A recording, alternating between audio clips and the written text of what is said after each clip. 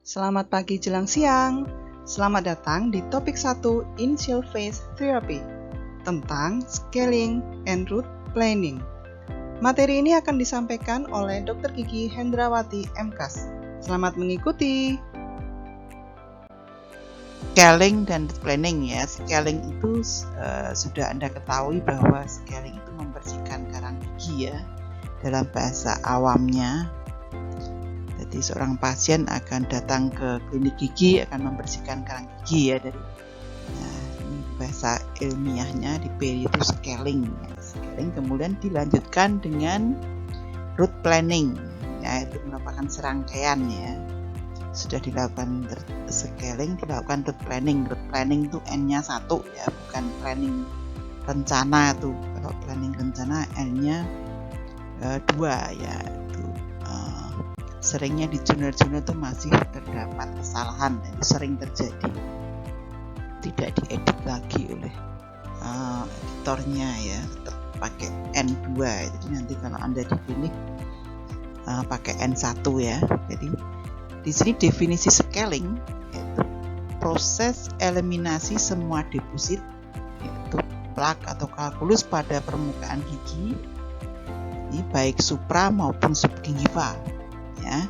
Jadi seperti Anda ketahui bahwa kalkulus itu ada kalkulus supragingiva yang terletak koronal dari gingiva ya. Kemudian juga ada kalkulus subgingiva yang terletak di apikal dari margin gingiva atau di dalam gingiva ya, di dalam sulcus itu ya. Kalkulusnya ada di dalam sulcus, namanya scaling subgingiva ya. Kemudian alatnya apa untuk scaling? Yaitu alatnya scaler ya. Scaler itu ada bermacam-macam, itu ada sickle scaler, ada file dan juga chisel ya. Dan bisa juga scaling itu dengan alat kuret ya, untuk membersihkan karang gigi. Jadi bisa scaler, bisa kuret ya. Lalu kemudian apa itu root planning? Apa definisi root planning ya? Root planning merupakan proses penghalusan permukaan gigi dari sisa-sisa kalkulus dan bagian dari sementum supaya halus dan bersih ya.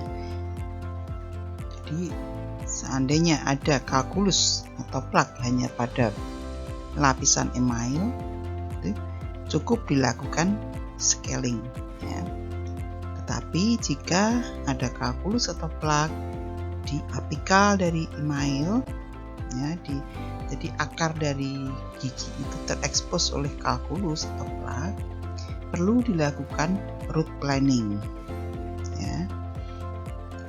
Karena sementum, jadi pada akar itu kan terdiri dari sementum, itu bentuknya irregular ya, dan strukturnya irregular sehingga lebih kasar daripada email. Jadi sehingga kalau ada deposit menempel pada permukaan akar akan tersembunyi ya. Karena yang irregular tadi yang permukaan kasar sehingga tersembunyi, sehingga perlu dihaluskan ya.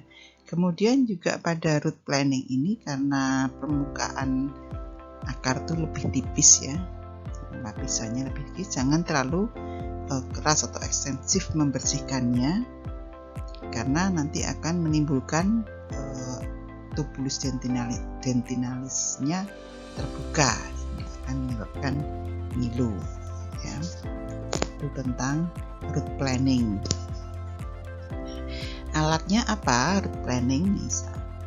Sampai saat ini alat untuk root planning itu kuret ya, satu-satunya alat yang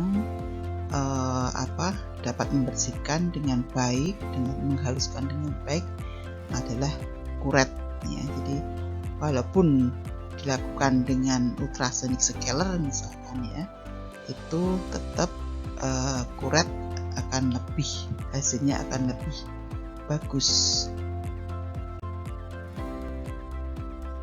Ya, kemudian apa tujuan dari SRP? Tujuan dari scaling route planning. Tujuan dari scaling route planning adalah untuk mendapatkan gingiva yang sehat, yaitu dengan menghilangkan faktor-faktor penyebab terjadinya inflamasi, yaitu plak atau kalkulus atau endotoksin pada permukaan gigi. Jadi adanya plak dan kalkulus itu kan akan menyebabkan inflamasi gingiva yang namanya gingivitis. Jadi plak itu bisa karena mengandung bakteri sehingga bisa menyebabkan gingiva tadi mengalami inflamasi. Kemudian kalkulus juga karena sifatnya yang keras dan kasar ya. Jadi secara mekanis itu bisa mengiritasi gingiva ya. Dengan ditambah dengan adanya bakteri sehingga gingiva akan mengalami inflamasi yang namanya gingivitis ya. Sehingga route planning ini merupakan scaling route planning ini merupakan initial phase terapi ya. Karena initial phase terapi itu suatu tindakan yang dilakukan untuk mengeliminasi penyebab atau etiologi terjadinya penyakit periodontal ya. Sehingga di sini mengeliminasi bakteri atau kapun kalkulus yang menyebabkan terjadinya penyakit periodontal. Ya, dari scaling ini dapat mengeliminasi bakteri-bakteri yang patogen. Juga dapat mengubah komposisi plak subgingiva dari jumlah bakteri gram negatif anaerob yang tinggi ke bakteri gram positif fakultatif yang dominan yang cocok untuk gingiva yang sehat. Juga dari pasca scaling route planning itu dari penelitian menunjukkan bahwa terjadi reduksi yang besar dari bakteri AA yaitu agregasi bakter Actinomycetum comitan dan juga bakteri PG atau Porphyromonas gingivalis dan juga bakteri P intermedia Prevotella intermedia ya. Ini juga akan mengalami reduksi pasca scaling. Ini merupakan bakteri-bakteri yang dominan pada penyakit periodontal ya, terutama periodontitis. Sehingga setelah dilakukan scaling route planning, harapannya kan gingivitis akan hilang ya, karena penyebab gingivitis tadi adalah plak dan kalkulus. Kemudian setelah dilakukan perawatan dengan scaling planning sehingga gingiva akan menjadi sehat kembali.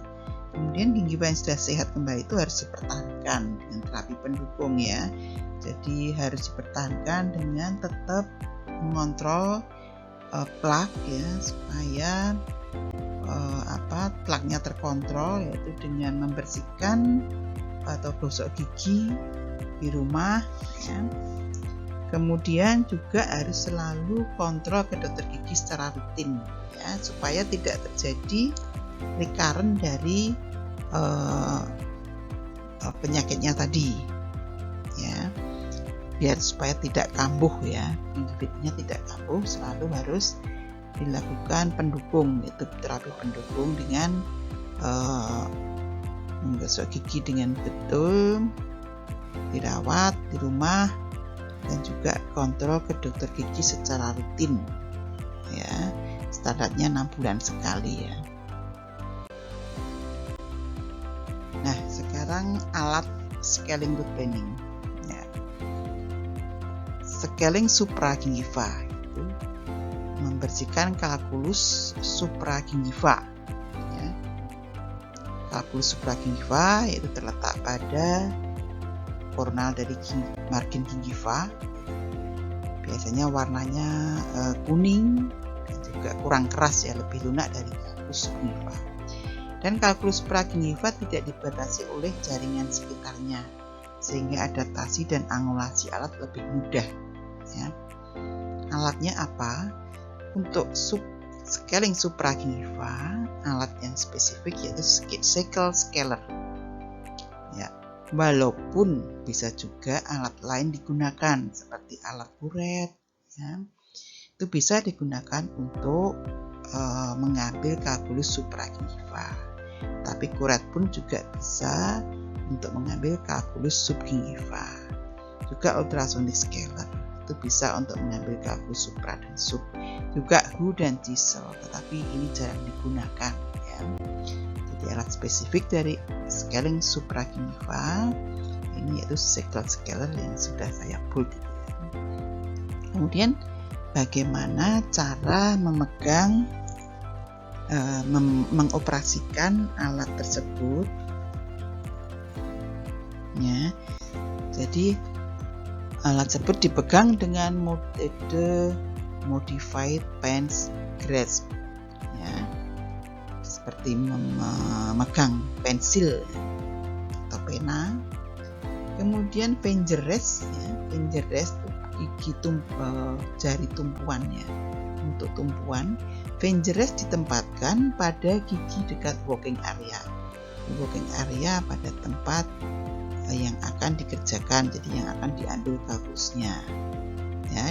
Ditempatkan finger restnya di dekatnya gigi yang working area. Diadaptasikan dan ditempatkan pada sudut kurang dari 90 derajat. Kemudian cutting edge, ya, cutting edge pada alat scaler tadi diletakkan pada apikal dari tepi kalkulus, ya, supaya bisa ditarik, ya. Kalau ditaruh di kalkulus tidak bisa ditarik, ya, hanya mungkin mengurangi lapisan kalkulus saja, sehingga harus ditaruh di apikal dari tepi kalkulus. Kemudian ditarik dengan gerakan pendek dan kuat, ya, ke arah vertikal atau oblik, ya, ke arah koronal gitu, ya, ditarik atau miring ke arah oblik.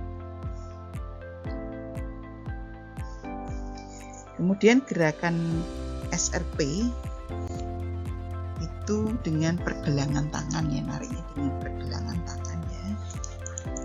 Tumpuannya pada pergelangan tangan.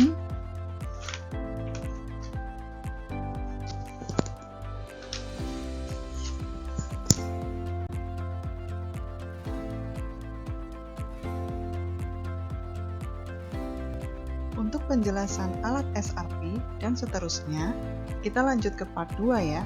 Terima kasih.